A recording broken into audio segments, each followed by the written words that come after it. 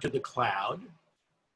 And then I'm going to ask people to mute themselves unless they are a presenter. And then I'm going to ask if during the presentations by the chapter representatives, you have a question, please put that up on the chat option, which should appear to your side if you activate it. And then I will be watching those, and when the presentations are done and we have a Q&A period, I will then exercise my authority as host and present those questions to those who are here. And so, getting back to the introductions of our presenters. Luann Glaser has over 3 decades of labor relations experience on all 3 sides of the table. As a labor union representative for the American Postal Workers Union, as a federal mediator with the FMCS, and currently as Director of Labor Relations for American Water, a utility. She is the 2019 recipient of LARA's Outstanding Practitioner Award, and deservedly so. Luann, thank you for being here today. Antone Aboud, who was born the same year as myself, has served at various times in his career as a National Education Association collective bargaining representative, a labor relations representative for State University of New York, an arbitrator, a mediator, and has extensive career as a management consultant. He was when I first met him. He is a founding member of the VLARA chapter, and along with Luann Glaser, and previously founded another chapter in Western Pennsylvania and one at which I spoke in Orlando, Florida. He gets around and he stirs the pot wherever he is. Bob Chiaravalli is a labor lawyer and labor strategist who has worked in the research department of the United Auto Workers, worked for the National Labor Relations Board, served as Chief Human Resource Officer and Chief Labor and Employment Counsel for first-tier auto suppliers, and received a LARA Fellow appointment in addition to his extensive leadership in numerous positions with the Detroit LARA chapter. Cynthia Furseth is a retired employee and labor relations professional with extensive experience in all facets of human resources, employee and labor relations.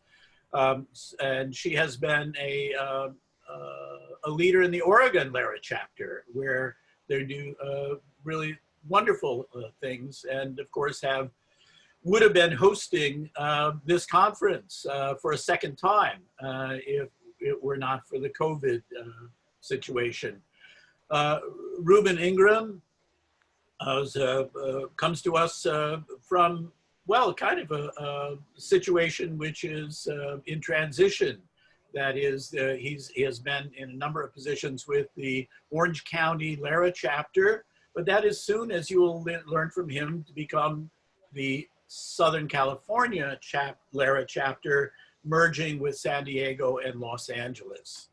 He's the founder and president of Ingram and Associates, providing employer-employee relations consulting services, was formerly executive director of the School Employers Association of California, and executive director of the California Commission on Teacher Credentialing, and district superintendent of the Fountain Valley School District. Thus we have people with long and well-established professional careers and great chops to speak on issues relevant to LARA chapters. Thank you all for being here as presenters. And I'm going to introduce, here's my slide stack, and then I'm going to share my screen. Oops, I think I did the wrong thing. Let's see. Here I am. Share. There we are. Can everybody see that chapter administration? Slide, okay. Yes. You can. Good. Okay. Then this lists people, and then I'm going to put up this slide, 2 years in, challenges and opportunities for Luann and Antone. And I turn it over to you. All right. Thank you, Bill. So Antone and I are going to kind of hand off back and forth, and we're going to talk about both the challenges and lessons learned 2 years in. You can see them on the screen. So there's 4 key issues that we identified. The first of which is the ability to create that community. In a virtual environment, you don't have those in-person events. You don't have the quote unquote community that people feel a part of, the surrounding community, the labor relations community, to build that around. So, you know, that was one of the challenges early on, and we continued to talk about it. Initially, we were also really limited to the Penn State University community, which, you know, students, faculty, and alum. So one of our challenges, and Antone, what are our lessons learned in that area? Yeah, it was interesting because let me just preface this by saying when I worked in setting up a chapter in Western Pennsylvania and Orlando, there was always that community of people who have been together for years. It wasn't hard to get going. So we're trying to find, when we do the lessons learned here, were what we learned in trying to create some sense of community. One thing we learned was to set up early for all of our meetings. We were on board usually by 7:15, 7:30. If it was an 8 o'clock meeting, we'd encourage people to show up early. We'd have conversations with people that we might have if we were walking into a dinner meeting at any one of the brick and mortar chapters. We also, as National Lyra, use video. We set these up as meetings, not as webinars, so that we could see people face to face, and we encourage people to use their video so we could see them, they could see us, and very frankly, I consider it face to face to be able to just see somebody, maybe not in the same room, but you're in the same virtual room. We still know, here's another lesson learned, we need to experiment beyond the PSU community membership to see if we can develop some better discussion engagement networks. We probably would love to have had more discussion engagement beyond the meetings. We have to see if we can make that happen. All right, so that was our first challenge. The next challenge that we identified is related, a good segue from Antone's comments, and how to build that membership without competing with brick and mortar chapters. So initially our pilot in the first year was limited to the Penn State community, and the bylaws still reflect those limitations. Gaining access to unchartered National Lyra members, you know, has been difficult. We can go through, you know, the lists that are on there, but there are people who are actually members of chapters, and they may not be within that commuting distance that we outline in our bylaws. And so we have some lessons learned around that too. Antone? Yeah, I think probably the biggest lesson learned here, it's not easy. We needed a more definitive strategy to expand our membership in a way that doesn't impact brick and mortar chapters, and one that's sustainable. Luann just mentioned the idea that there are people out there not affiliated, not able to be easily affiliated with a brick and mortar chapter as a local member. That would probably be the group of people we would want to target moving forward. But at this point, we really need to come up with a strategy that we feel would make this sustainable. Yeah. So there's the costs and benefits, and this is another topic that, you know, our board has discussed quite often. You know, well, I'm going to back up. So the one that I want to talk about are the advantages and disadvantages of virtual meetings. So actually, there's really no obstacles or disadvantages to virtual meetings. You can have a presenter, you can have multiple presenters join together in a panel, and they can be anywhere in the world, you know, when they do it. So the world sort of opens up from a presentation standpoint, and we found that to be a really big plus for us. We've had, you know, some really great presenters from across the board and from all over the country. Antone? Yeah, in a sense, what you just said is the lesson learned. it was very clear to us once we got started, we had much more opportunity to bring people in. Bill had made a reference to the fact that he was actually our initial speaker in Florida, in Orlando. And we had to pay his airfare. I had to take him to dinner. I mean, my goodness, that's a lot to put up with in terms of getting a speaker. None of that goes on now. So obviously we'd like this to some extent, maybe the lesson learned here is that the larger the membership that we can create, probably even more attractive will be opportunities to speak in front of that membership. Mm-hmm. But again, that just goes back to finding ways to expand our membership. And then the last one are the cost and benefits of virtual membership. So it's, you know, getting a membership level that supports the minimum cost of membership in Lyra is definitely a challenge. So, you know, absent a way to really enforce that local chapter membership, you know, we're just left to persuade people, you know, send them an email, you want to join.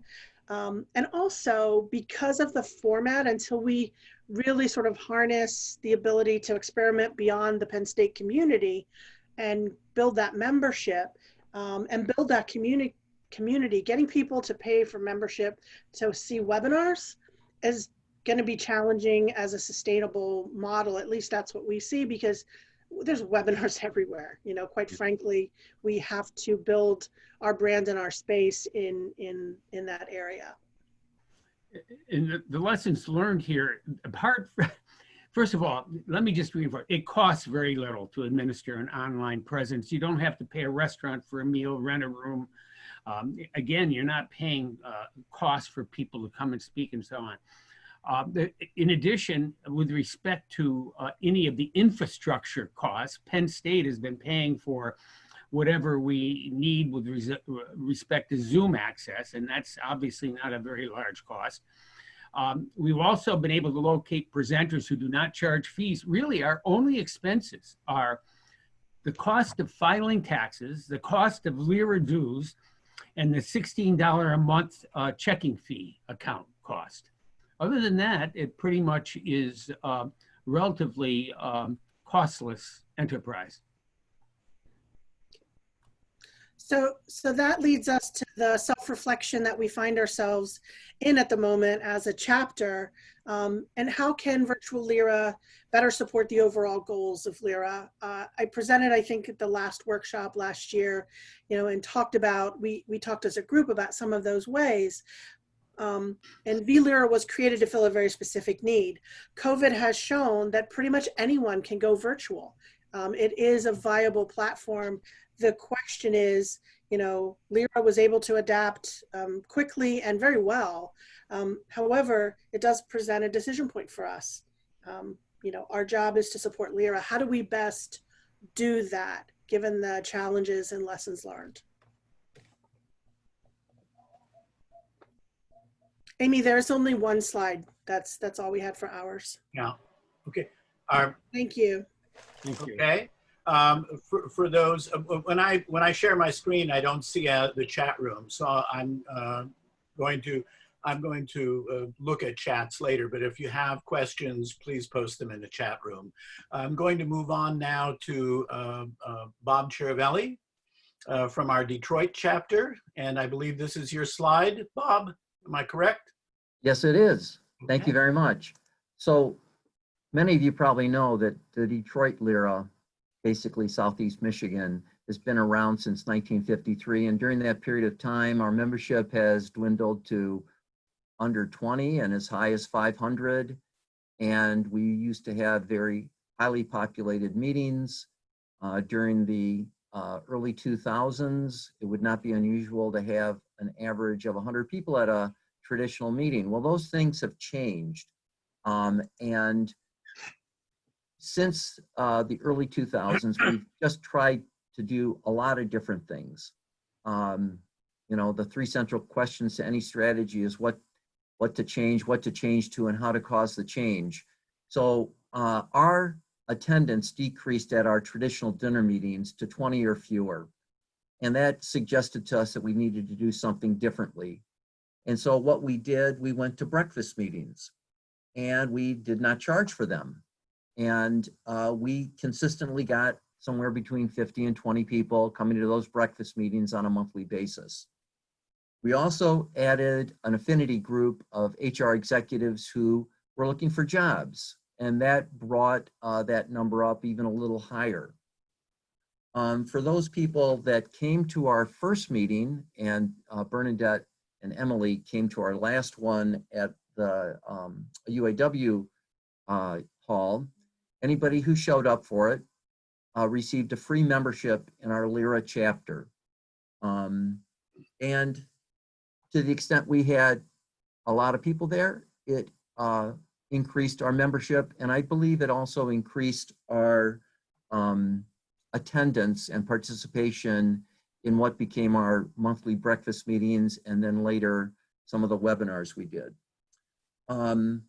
We've been talking about our chapters representing the interests of Southeast Michigan. So we were incorporated as LIRA chapter of the Detroit area, but really we call upon a larger geographic area now, which really represents Southeast Michigan. I put down here one short strategic planning meeting, but actually there have been 3 as regional vice president for the central region of LIRA. And in every case, the telephone calls occurred because there was a challenge or a problem that particular chapter wanted some discussion around. Going forward, I think I'm going to put together, I'm quite certain I'm going to do this, a strategic planning template for any of the chapters in the central region. And I'll be talking to Jim and Beverly as well as other regional vice presidents to see if any of their chapters would like to engage with me in a structured strategic planning process. And Bill, that's all I have. Thank you. Okay, thank you very much. I'll just jump in here to follow up on one point, since when I have my screen shared, it's not easy for me to write a note, but you might want to touch base with the District of Columbia chapter and Jeff Wheeler, because at a previous event for exactly this administration workshop, Jeff Wheeler shared with people the strategic planning template of the DC chapter that he developed. And that might be worth getting access to. So Bill, the 3 chapters I worked with were Detroit LIRA, Milwaukee, and the DC chapter. Ah, well, there you are. You're always ahead of me, Bob. I have a little emergency occurring here, so I'm going to have to bow out for the next couple minutes, but I'll be back. Okay, thank you so much. And we will move on to Ruben Ingram then. And I'm going up to the slide for OC Lara, Orange County. And Ruben, I'm going to turn it over to you. Thank you. OC Lara has been operating for at least 30 years. I've been a member for 15 years. And our membership has stayed right around 100 to 125. Depending on the economy for the year, most of our membership comes out of our annual conference because we include it as part of our annual conference fee. Our service area particularly has been Orange County, California. But in saying that, we've always had people come to our dinner meetings. We have 5 dinner meetings a year. And we've had people come to our dinner meetings from Los Angeles and surrounding counties, San Bernardino, Riverside, seldom from San Diego. And the reason for that is that San Diego has had a LIRA chapter that's been fairly active, but having some problems. Los Angeles really went kind of inactive. So the LA people, we serve them. Then we had an annual conference every year in Anaheim. And in the Disneyland area where all the hotels are there. And we get really great attendance for that. We get anywhere from 175 to 200 people. And of course they come from all of Southern California. So that kind of is how we got the idea of spreading out and merging with some surrounding counties. Our current programs with OC Lara have been 5 dinner meetings per year. And then, as I said, the annual conference. And of course, from March on, everything's been canceled due to the virus.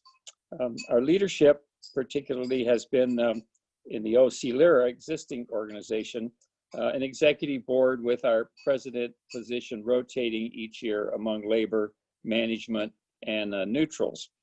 We have a volunteer executive director, and we have a paid administrative assistant. So with that, I'd move to the next slide. So as I said, we have people from, participants from surrounding counties come to our annual conference, and particularly from San Diego and Los Angeles. They've been on our planning committees for years. They've been presenters at that conference. So it's kind of a natural thing for us to, excuse me, a natural thing for us to think about merging, and that's where the conversation started. So here's what the merging process has looked like. We started with discussions at the annual conference last year with all three groups. And after a number of those conferences in person, discussions in person, we then went back and exchanged emails and did various kinds of online discussions, and came to the agreement that all three groups should go to their executive boards and get an approval just to explore the merger, to find out if there was enough interest and explain to them what would be involved. And so that occurred over a period of months. Then we had several other meetings and other discussions and emails, you know how it is, going back and forth, trading ideas. And we came to, I guess you could call it a memorandum of understanding. It wasn't a formal MOU, but we had emails where we said, yes, our boards have agreed to do this, we've agreed to do that, and here are the things we agreed to do. We agreed that if we merged, we would provide a kind of equal service to all three regions. And what that means is that in San Diego, we would at least put on, and this was at their suggestion, not a central suggestion, that we would put on a half-day conference each year in San Diego, that we'd put in a half-day conference every year in Los Angeles, and that we would sponsor then the annual full-day conference in Anaheim. Now with the virus, things may change. I think we'll follow that same pattern. It just may end up being virtual conferences, sort of thing. So that's how the merger process came about, with this understanding of what the service was going to be. Now, when it came to the finances, San Diego had a small amount of money. Los Angeles had a kind of a large amount of money, and Orange County, we had our normal budget. So it was agreed by this MOU process that we would deposit our dollars all in one account. And what that caused, of course, was what are we going to do about our not-for-profit status, our 501c3? Well, we consulted a number of attorneys, and all of them suggested that instead of latching on to one chapter's 501c3, we ought to just start over again. So that's what we did. We hired an attorney with experience in not-for-profits, and we have just completed filing an application for a new 501c3 that will be named SoCal, or Southern California Lyra. And in that regard, along with the finances, obviously, we then decided to just open a new bank account. Everybody would transfer their funds into a brand new bank account.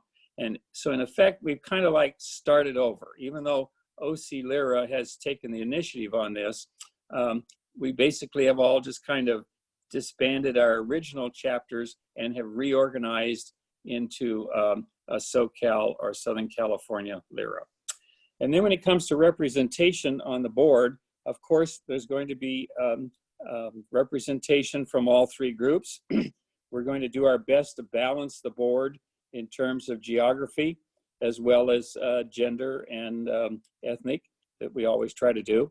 And then we'll try to figure out how to rotate the president, not only through our three management, labor, and neutral, but through the regions, so that the regional president can come from different regions one year after another year. So with that, and then we're going to combine our membership list.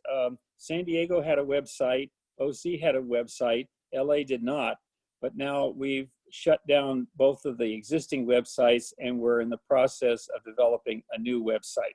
And as I say, it goes back to the notion of just kind of starting from scratch. And we'll combine our membership lists, and our goal then is from our current members, which total probably in the 3 regions, maybe 150. We have ambitious goals of going to 400 for SoCal Lyra, so you can wish us luck in that regard. And finally, I'd close by saying we've worked closely with Emily and Lyra, and they've been very supportive all along, telling us that if this is what we want to do, they're behind us 100%. And so we're moving forward with that. So thanks very much. Okay. Cyndi, I don't have any slides for you. I know you weren't going to do it, but I'm going to turn this over to you, and I'm going to stop my screen share so that we can just turn things on to you. Okay, Cyndi? Hi. The Oregon chapter it goes back to 1978, believe it or not. It was an IRRA chapter. And then my understanding, I've heard all of this secondhand, it kind of fell apart in the 80s. And then Maggie, God, I forgot her name, Maggie, brought it all back in 1992, Maggie Jacobson. And it has since done a pretty good job and thrived throughout time. I would say that this chapter particularly was using Zoom before it was cool. Nobody was using it yet. We started in 2016. And what we did then was because we had a second group that would kind of wanted to form, but they were a little faulty in their starts. So initially we would replicate a program from Portland and Salem. And then in 2016, we started to Zoom a Portland meeting to a group in Salem. So they were together, but not together. They were always breakfast meetings. We generally have 4 meetings, breakfast meetings a year. The programming committee and the executive board puts a lot of effort into keeping it relevant, timely, what's going on with the with labor relations, with the NLRB. We have, different speakers. We've been very lucky in getting free speakers. We had a few years where an organization provided us free space for meetings, and then we just had to pay a minimal cost for breakfast. So you can imagine how much money you saved doing that. So we ended up getting a pretty good reserve built up over time. We also have semi-annual or biannual meetings that are full day conferences. We have partnered with the Alliance for Arbitration, so the arbitrators group, and what they will do is they will do their conference on, for example, Wednesday. We'll host a reception Wednesday evening for the 2 groups, the Lyra group and the arbitrator group, to get together with local attorneys, whoever wants to come. And then on Thursday, we'll have an all-day conference for Lyra. And we have had our attendance has been, I think, exemplary.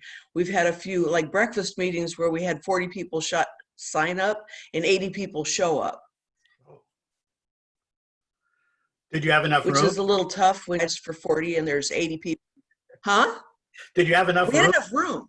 We had room. We had no food. And so trying to get food for 40 people at the last minute, that was kind of a challenge, but we did it. We've also learned new ways of providing breakfast, not that we need it now. The other one is the University of Oregon has a labor education research group. So we have also partnered with them. So we would have, one year we'd have a conference, the next year they'd have a conference. The public employers group, everybody kind of trades back and forth. So that's how we got to the biannual conferences. Yet we would each donate and support the other person's or other groups' conferences. The one of the things that we've done, we always have a hosted reception. So the day of the conference, that's a really long day. So you start at 7:30 in the morning. We provide, food, beverages all day long.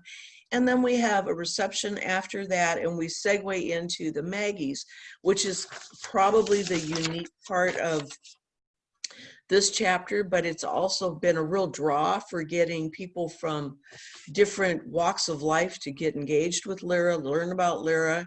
And what the Maggies are is an award ceremony, and people nominate people in different sectors. So we have labor, management, neutrals, and when there's one award on each side of the table. So you can, like, the first layer is shop stewards. So shop stewards from the union side will get an award for people that have done outstanding work in the field, and they're recognized by their peers, by the entire labor relations society, if you will.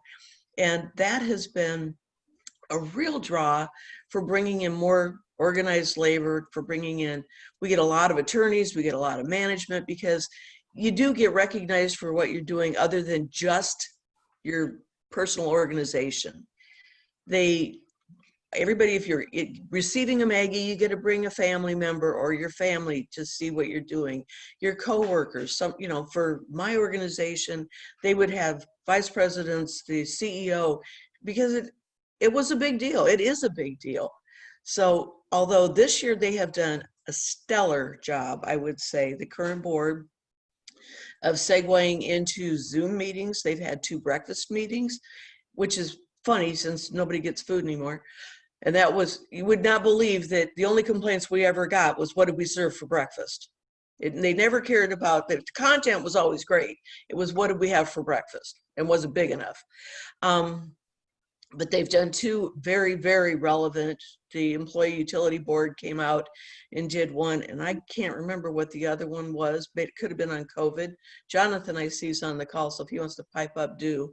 But anyway, it's been a pretty vibrant chapter. Obviously, we hosted the National LYRA Conference in 2014, and we were ready to do it again. I mean, we were excited. It's a great opportunity, and I love the fact that we all get to know each other better and get to learn how to work together. I'm hoping that through this, and I'd even be willing to help Emily and Bernadette compile a list, best practices, who's doing what and how's it work. We found out, as I think other people have, if you get your first meeting, your first conference, your first whatever, you don't have to pay a membership fee to join. And that was the other thing for the Maggies. There was a fee to come to the Maggies if you were not a member. But if you were a member, you got in for free. We always had food. There was a no-host bar because, as you can imagine, that could get out of control. And it's really been a good service to provide for the community and for LYRA itself. I think that's about it. We have, like I said, the Maggies people get a plaque, and they get to say what they were recognized for, and they're gorgeous plaques, big glass star, kind of like the Star Awards, only they were glass. And it's something that you get to take home and say, at least somebody recognized the efforts that you've put in for the year. Sometimes you have to really beat the bushes to get people to nominate somebody else. And we one year had a unique joint presentation that was to a general foreman, and the union and management went together to nominate him. And that was, it was like, if you can make both sides happy, you're doing a good job. So we are not as academically oriented as a lot of places, because it's the downtown Portland draw, but we do have a lot of practitioners, and they do turn to LYRA for some base work. How do you do the groundwork? How do you do the fundamental work?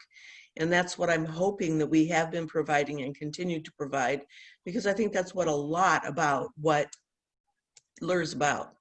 So that was it, Bill. Well, that's a lot, and it has provoked or encourage some very interesting questions in the chat room. We have a couple of themes going on here. Bob Chiaravalli asks, if you would recommend or share with us 1 to 3 things that you feel have produced such exceptional attendance at your meetings. But I think you've actually begun to answer that in some ways. You found some real attractions to bring people in. For your breakfast meetings, what do you think led to the 80 people showing up instead of 40? I mean, that's remarkable. It was the topic. I mean, we've had really relevant topics. We have had, I mean, if you had gone to a comedy club, you wouldn't have gotten a better show than that one turned out being. And to have that many people. We also had one where we had 80 people signed up and it snowed. And in Oregon, when it snows, the world shuts down. So we had plenty of breakfast and nobody to feed it to. So we've gone both ways. They're cheap. So if you're a member, it's $25. If you're not a member, they were $40. Yeah. It was, I mean, the cost is minimal, but we also had the luxury of all we had to pay for was the food.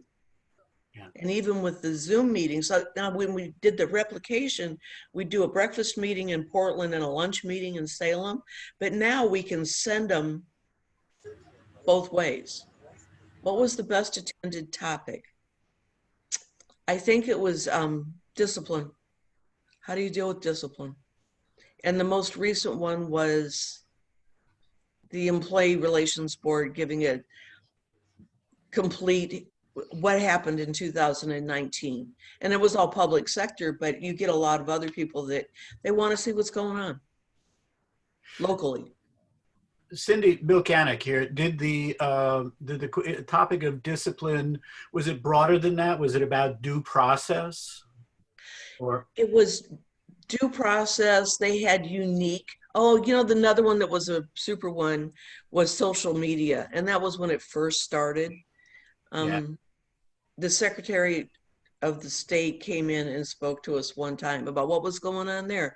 But the discipline and discharge and how do you, due process, did you do it right? How the flu, everybody gets to tell their horror stories because in between, before and after the meeting, we start early, we have breakfast, we go late, and people can kind of hang around and network and talk and share stories. And they make connections to each other and to Lyra, which I think's been invaluable. I'm going to ask for the people who are online here, do you think it would be a valuable resource? Well, in the past, people have asked me about programming issues, and I've generally said to them, well, you could go to the chapter websites at the LERA and go to communities and then chapters, and then you could sort of click through the various chapters and see if they have listed programming topics and try and get some inspiration there. But I wonder if it might not be an appropriate initiative for the National Chapter Advisory Committee to, in fact, begin to collect the programming topics, such as these, and actually post them on a page, because we could just do the work and then collect them and put them on a page so people wouldn't have to scroll through all the different chapters, but they could just go to do one-stop shopping and see a bunch of chapter program topics that have been used around the country. What do people think?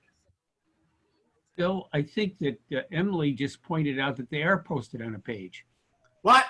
So I'm telling you, Bill, you see how quickly they respond to you over at the National. Damn, Emily. You could have told me privately. Would be able to record with local chapters. Would it be possible, since right now everything's being done virtually, would it be possible for us to record one of those presentations and then just send it to Emily? I don't know. Yeah. Yes, I think so. I mean, we could have a a playlist on our YouTube channel that's chapter presentations. That'd be cool. We have several from VLERA housed on a YouTube channel too. So We did have some questions though, and one of the things we haven't made it terribly public. There were some questions about whether speakers would want, in every case, them to be posted, and it's something we have. But Luann put together a real nice little YouTube channel for that, and we'll be ready to share it. Is that linked to Lara already, or is it's autonomous? right now it's autonomous. Our board is talking about, like, the presenters have all given a verbal agreement to do it, but I think we probably want to look at getting that in writing. Yes, that's a good idea. So at National Lyra, we have we can make the videos private on YouTube, and then we can share them in our secure environments so that they get only to the right people. Does anyone that has speakers that you've recorded have a template for, the video recordings for the presenters to sign off on? Oh, good idea. No, we've been getting verbal commitments at the beginning of our recording sessions, But in soliciting speakers, it might be a good idea to have a kind of short contract form in terms of that. So to avoid potential issues that come up. And Emily and Luann were having a conversation early days about a role with VLERA functioning as the best of all last Lyra chapters space, and this kind of comes back to that, wouldn't you say, Luann and Emily? yeah. And another way that we've taken care of the recording problem is when you register for one of our events, we ask that you sign a virtual permission to record.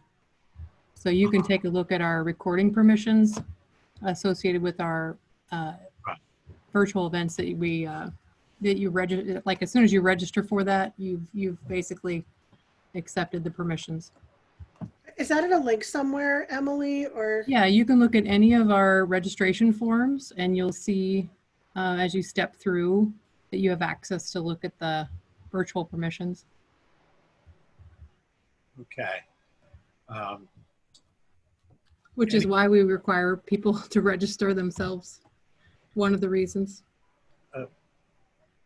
Any other thoughts, comments, questions for the group or the presenters? Yes.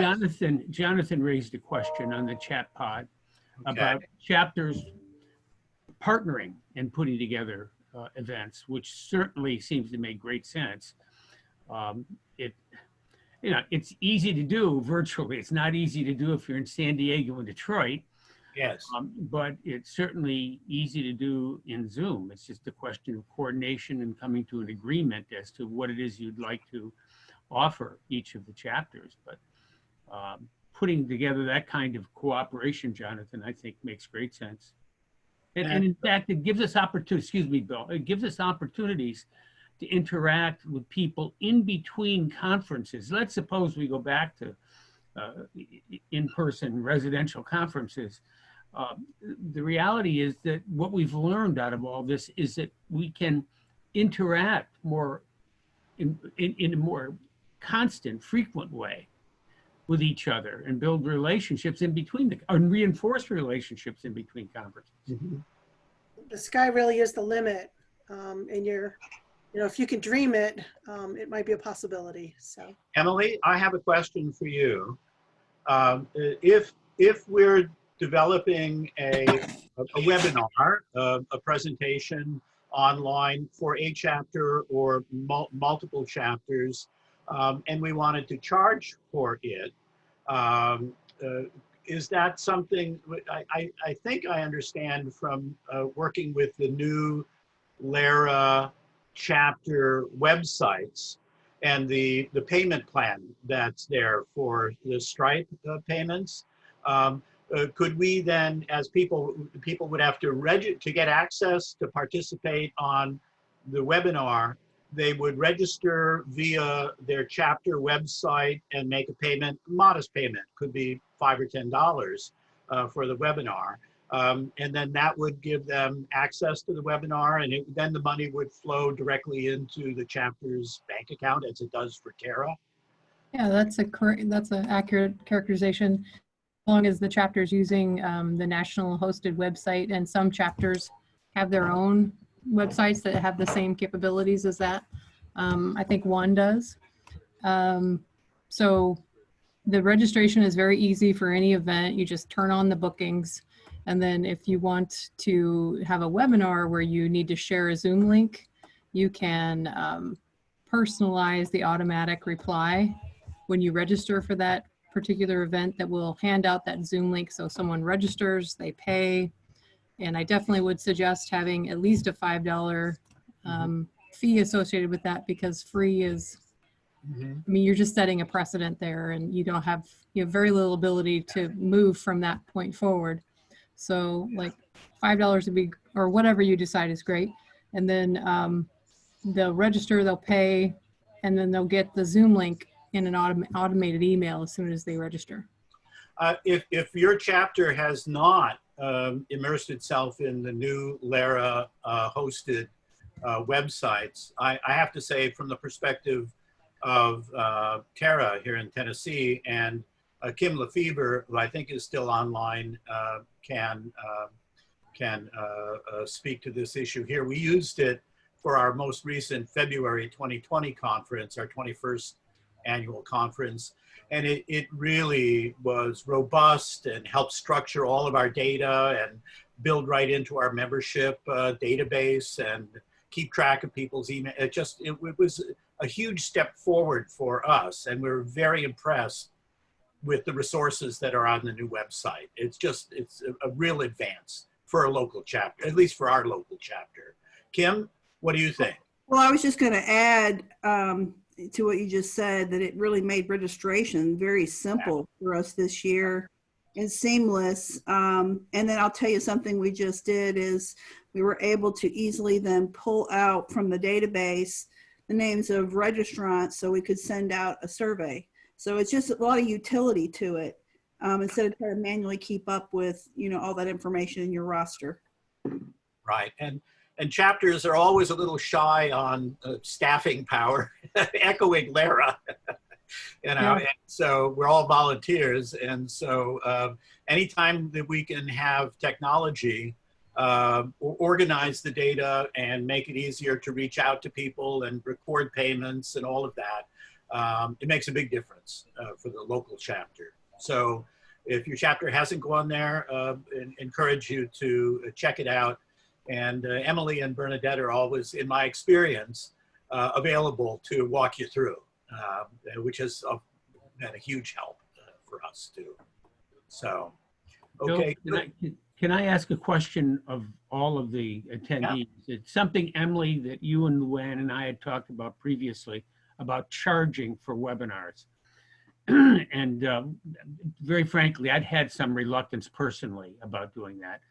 And I guess I'm concerned, given the amount of stuff that's going on these days that is free, what the impact would be. I'm just curious, for those who are attending, what your reaction is if any chapter, let alone Lyra, charged $5 or $10 for a webinar. Do you think that would have a substantial impact on attendance, or do you think it would be so minimal as to have no impact? Can I answer that, or? Yeah, so go ahead. I think that you can take two tacks on it. One, you can consider it a membership benefit, because when someone pays member dues to your chapter, they really are financially supporting your chapter. And that is very important. So you can offer webinars or a series of webinars as a membership benefit, and it's only available to members. And then you could also take the tact of it's free if you're a member, but if you're not a member, then it costs so much money. And so the registration forms that are built into the Lyra chapter sites can accommodate any of those pricing schemas.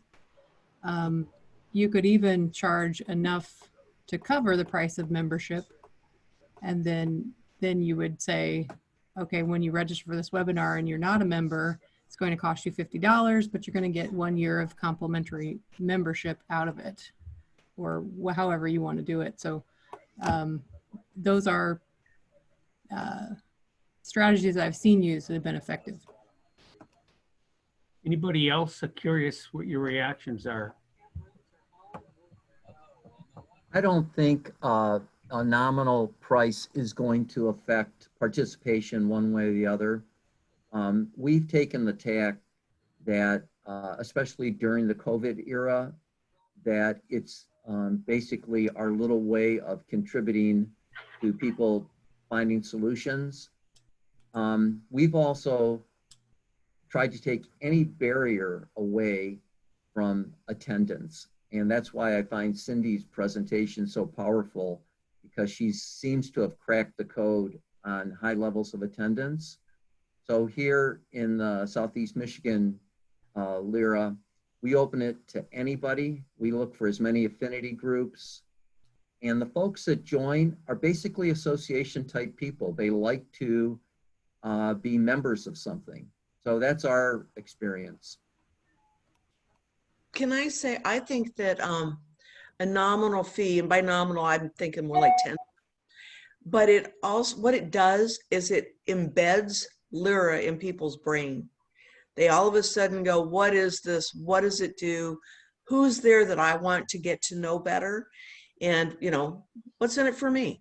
And by doing that, you get LYRA out there, and then they come to you and they tell their friends, and that's how it's like a grassroots growth.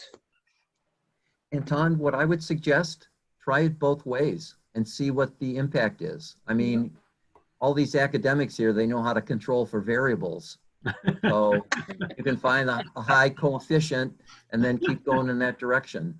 I echo what Bob says, because I really feel like everything we do is just a process of experimentation. Mm-hmm. I like Emily's idea about the complimentary membership, because it ties into what Cyndi is saying. They now become a part of the organization through that payment. So I think there's a good psychological piece to that. Food for thought. Go ahead, Luann. No, I said food for thought. I was saying to Antone, food for thought. I like what. Yeah, no, that's it. We're looking for ideas here, and it seems to, you know, we have to rethink this a bit and think about how we're going to move forward. Thank you. Appreciate it. I think that if you charge a nominal fee, people feel vested. Yeah. Yeah. By the way, I just have to tell you, talk about meeting people you haven't seen in how many years, Beverly? Beverly, it turns out, and I go back 45 years, I'm thinking. Late 70s, late 70s. Yeah, late 70s. It's SUNY. So nice to see you, Beverly. Same here. Don, I have a question for you in Rhode Island. Since the Boston chapter, Boston's sort of a distant suburb of Providence, Rhode Island. And I'm sure they'd like to hear that. Yeah, go ahead. Well, just a moment. I'll explain my comment. and yeah, I just got thumbs down. I know. And it was humor. It was humor. Take it for what it's worth. But how do you, Don, respond to the idea of like two chapters that are about 50 miles apart, Boston and Providence, Rhode Island and Boston? Do you think that what we've been discussing, there might be an in-house interest in developing a joint session if it were a Zoom meeting or an event like that between those two chapters, because they're, you know, it's two different states, but really 50 miles apart. Well, I'm a member of both chapters, and I go to both chapters meetings, and we have a number of folks actually that are in the same situation. I'm not unique in that respect. We have talked about joint meetings in the past, but we've never been able to bring it together. Yeah. But this new format gives an entirely new set of tools to do that. So I think it's probably going to be one of those things that's going to take in-person conversations, but certainly worth pursuing. And I know that there's some people in the Boston chapter who are also members of the Maine chapter. And so with Sheila Mayberry, for example, and others. So there might be some opportunities there. Absolutely. So that's great. That's great. Well, it's 11 minutes after the hour here. We're nearing our end. Is there anything else that our presenters, Antone, Luann, Bob, and Ruben and Cyndi would like to share before we sign off? Okay. No, I just wish everybody were really here, but this has gone so well. I can't believe it. I think it's just been phenomenal. Nice job. Well, we had great people, and I thought the conversation and the questions were quite valuable for all of us. I have a lot of thoughts going forward about how this will relate to our chapter here in Tennessee. And we like to think of ourselves as innovative, but you know, we're going to try and stay humble. You know? and you guys make me feel humble. All the interesting things that people are doing. So that said, thank you all for being here, and enjoy the rest of the conference. And we'll look forward to seeing you before another year has gone by. We may do something more for the chapters since the barriers have come down thanks to this event. Any other thoughts? That said, I'll stop recording. Bernadette, I've been recording to the cloud, which I think is what you wanted, right? Yeah, she's. And Bill, I think you need to save the chat room too. Save the chat room too. Yes, I think you have right. to. Yes. Yeah. Okay. So I'm just trying to remember all the things that we were told, but yeah, I think if you record to save the chat room, record to the cloud, and I think you're good. Yes. Thanks to everybody. This was terrific. Yeah, It I was don't know. good. Thank you all. Thank you all. Anyone hear me? Very good. Yeah. Can anyone hear me? Yes. Oh, Yeah. I don't know if Emily or Bernadette are still on. I just want to say congratulations to them for adapting so quickly and so well to the need for a virtual platform. I mean, this is going really well, and it wasn't a small feat. I think they've received so much praise in the last few days that they're going to lose any chance of personal humility going forward. So, Bill, you're incorrigible.